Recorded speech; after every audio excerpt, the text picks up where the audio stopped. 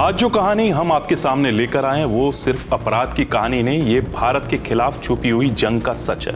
एक ऐसा षड्यंत्र जो सरहदों के पार से रचा गया और जिसका मकसद था हमारी राजधानी को आग और खून के खेल में धकेल देना। बारूद के बाद अब विदेशी पिस्टल्स, जी हाँ, पाकिस्तान की एक और गंदी चाल।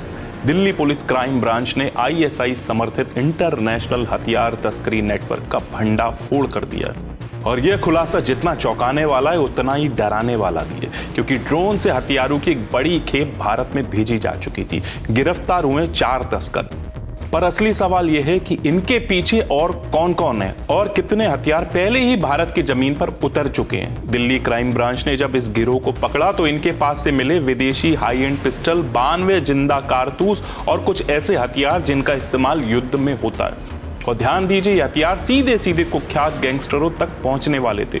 Lawrence Bishnoi, Bambiha gang, Gogi network, Himanshu भाऊ, अपराध की वो दुनिया जो पहले ही खून और डर का कारोबार कर रही है। यानी प्लान साफ था, अपराध और आतंक को एक ही धागे में पिरो देना। एक तरफ पाकिस्तानी एजेंसी आईएसआई और दूसरी तरफ भारत के अंदरूनी दुश्मन गैंगस्टर और क्रिमिनल मॉड्यूल। यह नेटवर्क कैसे काम करता था? पहले हथियार पाकिस्तान भेजे जाते, वहां से ड्रोन के जरिए पंजाब सीमा में गिराए जाते और फिर डिलीवरी चेन के जरिए दिल्ली एनसीआर समेत कई राज्यों में भेजे जाते। जांच एजेंसियां अब इन हथियारों के डिजिटल ट्रेल खंगाल रही है, जैसे mobile call, bank transaction, social media links. और इसी जांच में एक और कड़ी सामने आई। हाल ही में दिल्ली ब्लास्ट के बाद पकड़े गए डॉक्टरों के आतंकी मॉड्यूल से भी कनेक्शन की आशंका। यानी ये चाल कहीं ज्यादा गहरी है।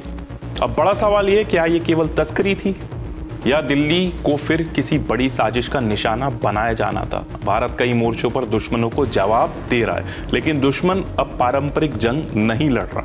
वो ड्रोन, मॉड्यूल और गैंग के जरिए हमारे अंदर आग लगाने की कोशिश में लगा है। आगे की ये कार्रवाई सिर्फ एक नेटवर्क का पर्दाफाश नहीं, आने वाली तबाही को रोकने का शक्तिशाली कदम है।